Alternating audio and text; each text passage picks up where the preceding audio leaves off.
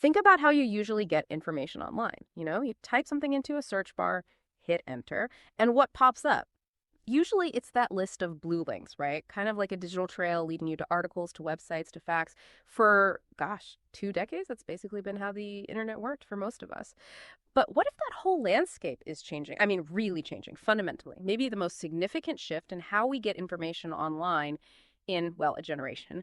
We're talking about a huge shakeup in the relationship between the folks who create the content and, well, you, the person looking for it. So, on the deep dive today, we're really going to unpack how artificial intelligence, AI, especially inside search engines like Google, isn't just adjusting things slightly. No, it's completely reshaping that whole flow of information online.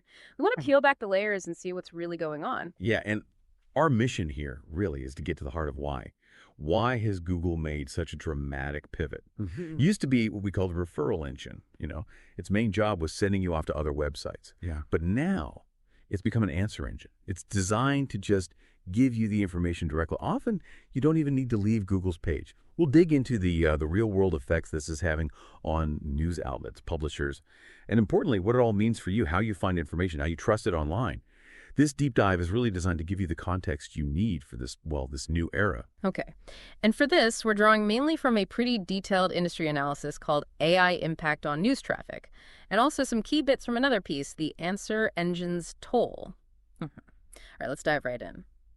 So, for more than 20 years, web search was pretty straightforward. It was built on that blue link model. You search, Google gives you links, you click one, you go to another site. Google was like the ultimate directory, right? A gateway. But that basic model, it's now being deliberately and pretty quickly replaced. We're seeing this really radical shift away from the blue links towards what some people are calling direct information delivery using generative AI. It's basically zero-click search. Exactly. It's the answer engine transformation in action. And the goal, let's be clear, isn't just about making search faster. The aim is for Google to be the source, to keep you inside its walls, its ecosystem. And the most obvious example of this is AI overviews, AIOs. Those are the AI-generated summaries you see right at the top of the results page now. They're explicitly designed to give you a complete answer right there, which naturally means less reason to click on the links below. Precisely. It significantly cuts the incentive to click through to the original source. And it's not just AIO. You've got other tools too, like a conversational AI mode, almost like a chatbot, and something called deep search for really complex questions, all designed to make the search results page the endpoint.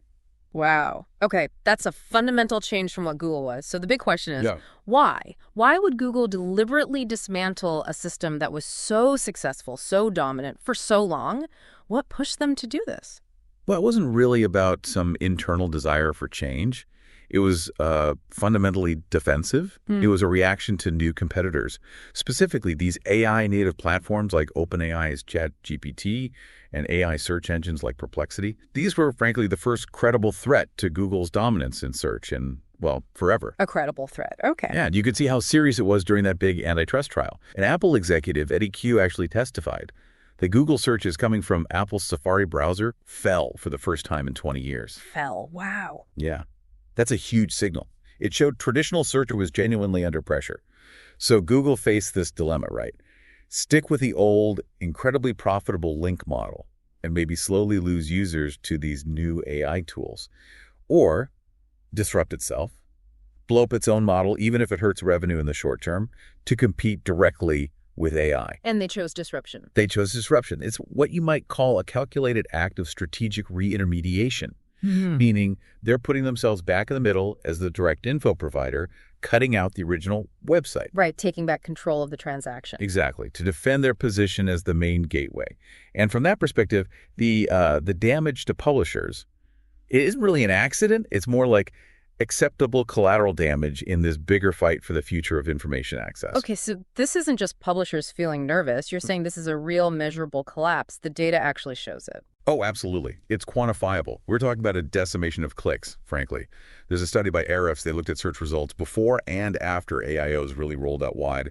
What they found was when an AI overview is there at the top, that first organic link right underneath it, it loses, on average, 34.5% of its clicks. A third of the clicks gone, just like that. Gone.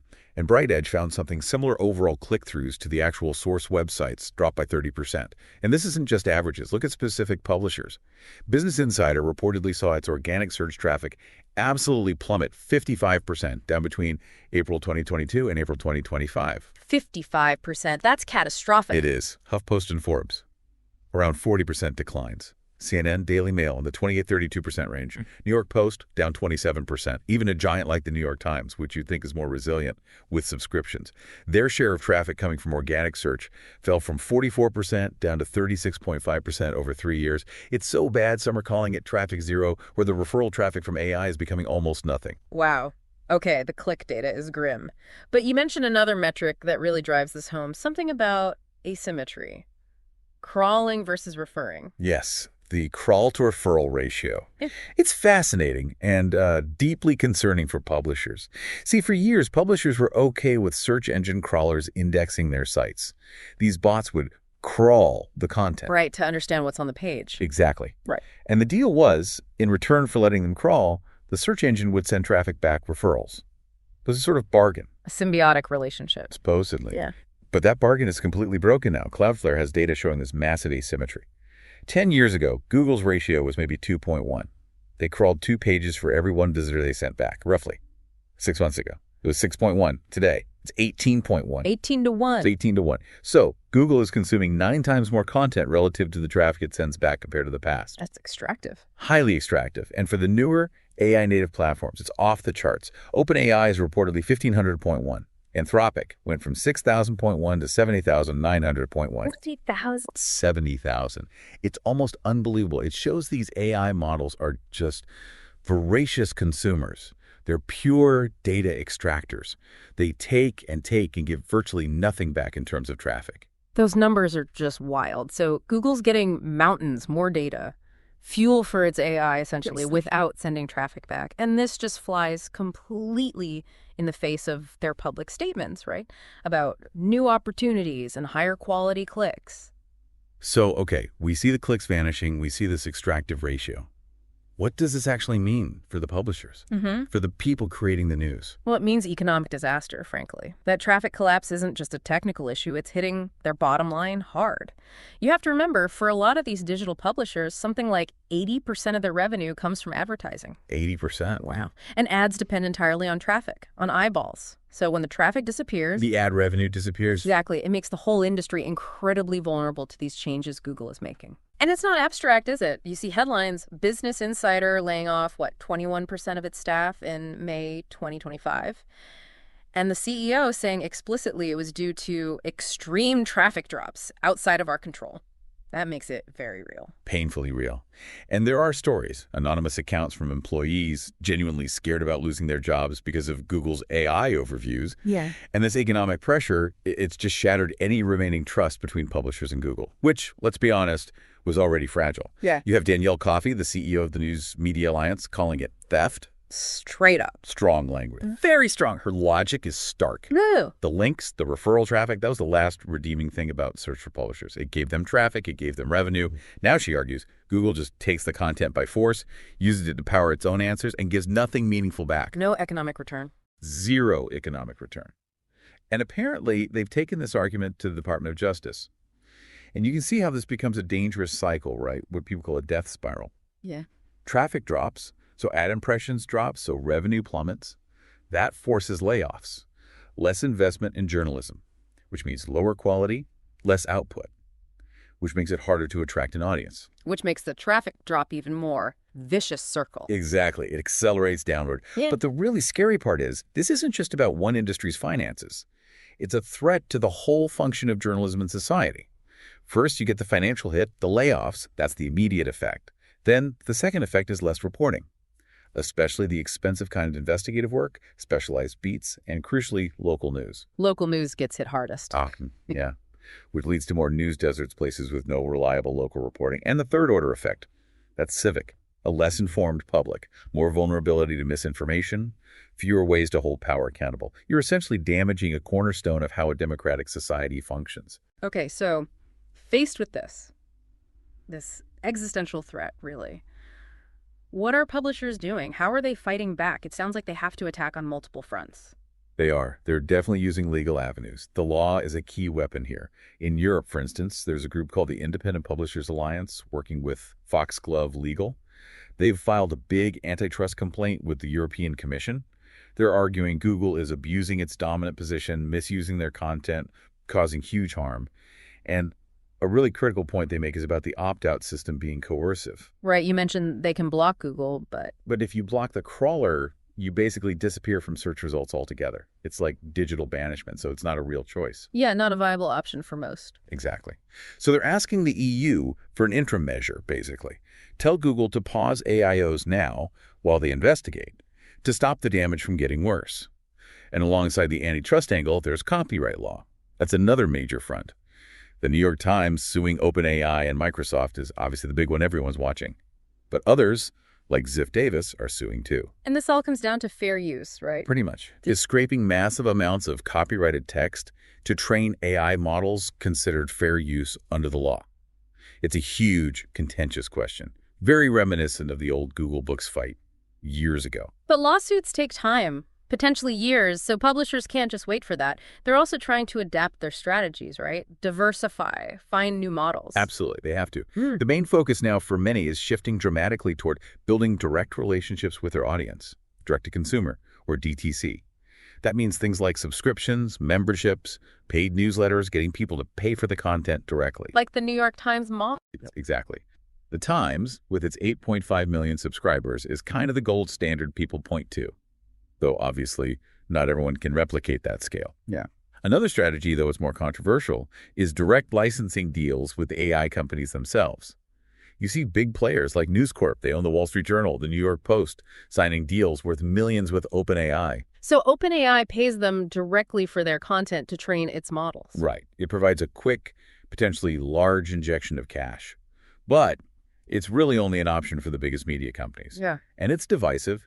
Some see it as selling out, others as pragmatic survival. What about Google's own idea for helping publishers, this thing called OfferWall? What is that, and how did it go down? Oh, OfferWall. Yeah, that was Google's suggestion. The idea was publishers could put up these little gates on their content, so the few visitors who do still arrive directly might be asked to make a tiny payment, or maybe fill out a survey, or watch an extra ad to see the article. Like unlocking content in a mobile game. Exactly like that. And the reaction from the publishing industry was, well, pretty much universal mockery and contempt. Really? Yeah, people said it was like something out of a shitty mobile game. Wow. It just showed a complete lack of understanding, a real disconnect from the actual business challenges publishers are facing.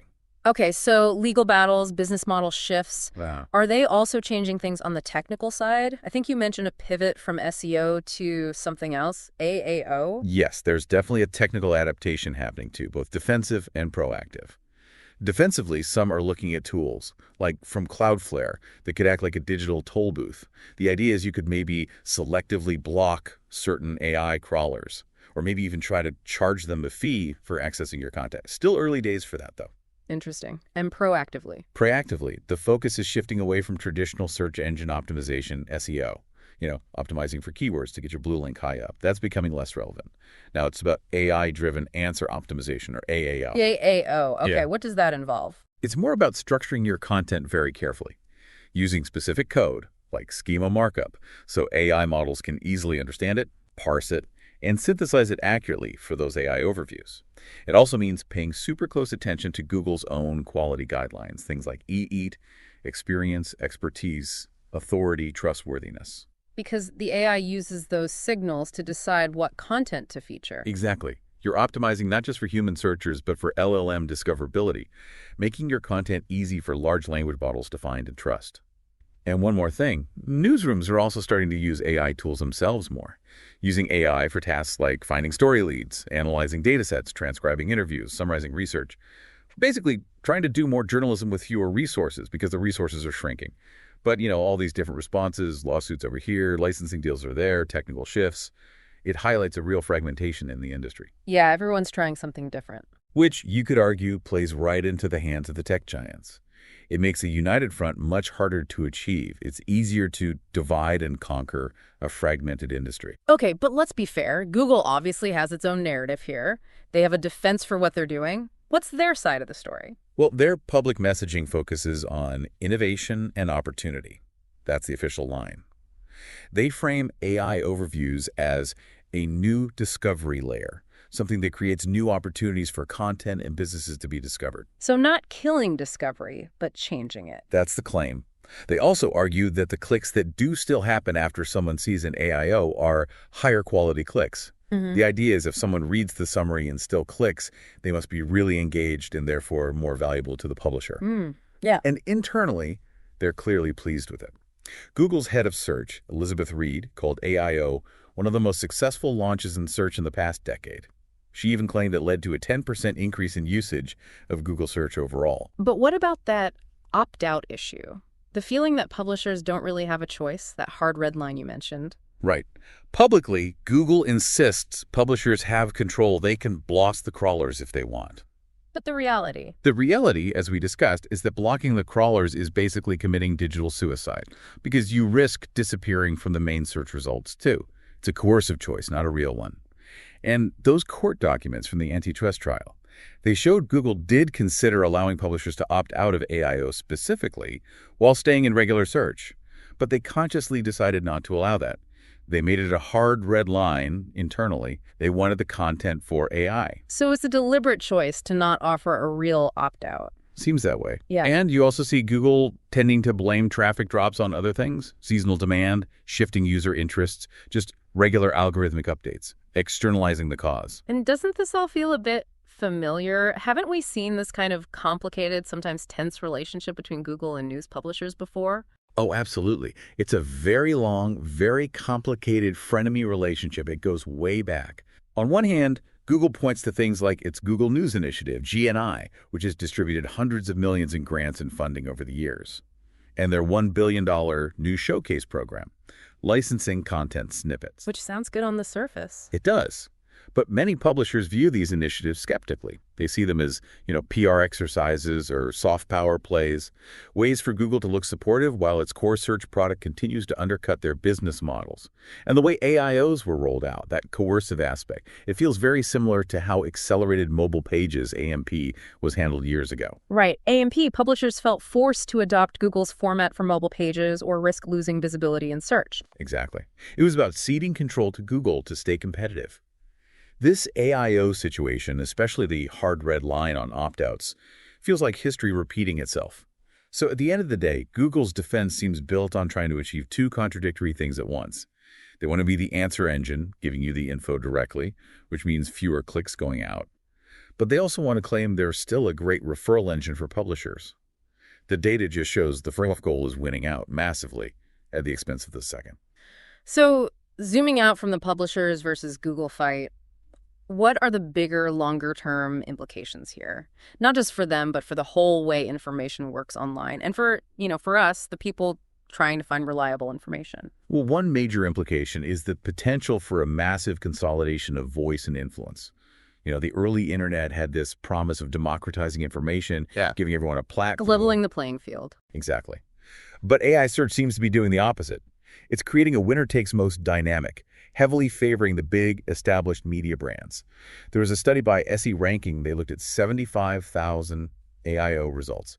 Get this. The BBC, the New York Times, and CNN alone accounted for 31% of all the news sources cited in those AI answers. Wow, almost a third from just 3 outlets. Yeah, and the top 10 outlets. They capture nearly 80% of all the news citations. And there's a feedback loop here. The AI models are trained to prioritize authority, so they favor these big names, which boosts their authority further in the AI's eyes, which means they get cited even more. Making it harder for smaller players to break through. Exactly. The consequence is that smaller, independent, and especially local news sources become marginalized. They become effectively invisible in this new AI-driven information landscape, which, again, just accelerates the problem of news deserts and leaves huge parts of the public without access to diverse original reporting. And beyond just who gets cited, there are serious questions about the integrity of the information itself, right? Attribution, misinformation, the value of knowing where information comes from. Absolutely. There's a real integrity crisis brewing. First, attribution is often just broken. AI tools are notoriously bad at citing sources correctly. They might link to a syndicated copy of an article instead of the original publisher, or worse, just generate broken links or links that go nowhere. Sometimes they even make up URLs. Really? Fabricated URLs. It happens. And this effectively decouples the information from its original source. It erodes the brand value that news outlets have spent decades, sometimes centuries, building.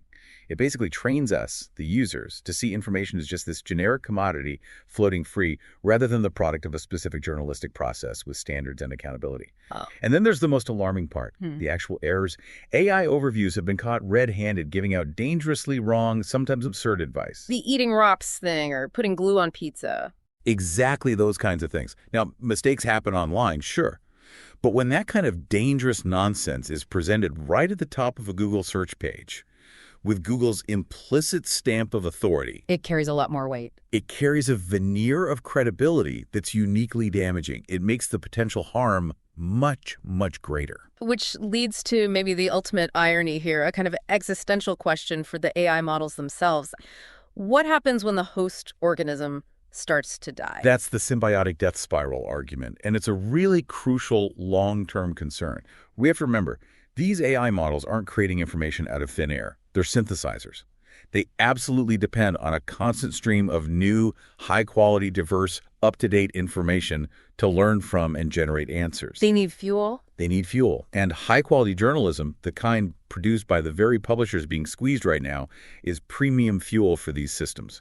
So by undermining or even destroying the economic model that pays for the creation of that fuel. They're essentially poisoning their own well. In the long run, yes. As publishers cut back or shut down, the pool of reliable, original, up-to-date information shrinks. What are the AI models going to train on then? More low-quality web content, user comments, or even worse, the output of other AI models. Training AI on AI-generated content. That sounds bad. If a known problem called model collapse, or sometimes Habsburg AI, the models start training on increasingly distorted synthetic data, leading to this inward-looking, incestuous swamp of AI-generated nonsense. The result could be a significant drop in the reliability and usefulness of the AI tools themselves.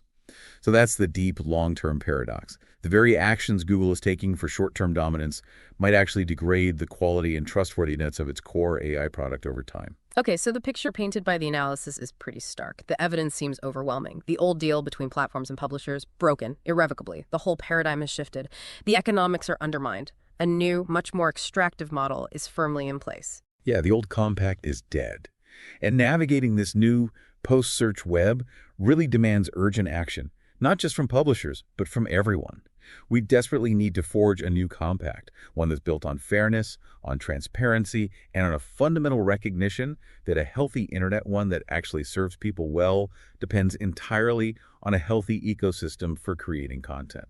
So what could that new framework actually look like? What are the recommendations coming out of this? For publishers, it sounds like it means doubling down, maybe tripling down on those direct-to-consumer models, subscriptions, memberships, building that direct connection, and maybe overcoming that fragmentation you mentioned, forming alliances to negotiate collectively. Absolutely critical. Publishers need to find ways to act together. Yeah. Collective licensing bodies, shared technical standards, joint negotiation strategies. As you said, a divided industry will be conquered. They need a united front. Okay, and for regulators, government. They need to move, and move with urgency. Take those antitrust complaints seriously.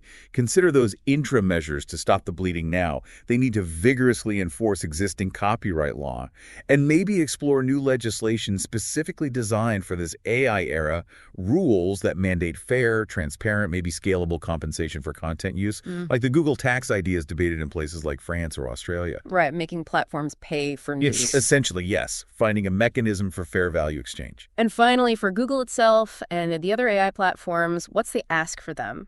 The core message is, shift away from purely extractive models. Recognize your own existential dependence on original content. You need it. So create licensing and revenue-sharing models that are transparent, that aren't coercive, and that can actually scale. Give publishers real granular control over how their content is used, controls that don't come with massive penalties like being kicked out of search. And maybe most importantly, make real long-term structural investments in the sustainability of quality journalism. Not as charity, not as PR, but as a necessary cost of doing business, an investment in your own future fuel supply. Look, the future of how we all access information online really does hang in the balance right now. This clash, this tension between the AI platforms and the creators of the content they rely on, it's going to define the shape of the internet for years, probably decades to come. And it leaves a really profound question for you listening right now. The challenge isn't just figuring out how to game Google's algorithm anymore. It's about something much bigger. How do we redesign the very architecture of discovering information online? How will you find and how will you verify the information that shapes your view of the world if the traditional sources we've relied on are themselves being fundamentally weakened? That's the question we're all facing now.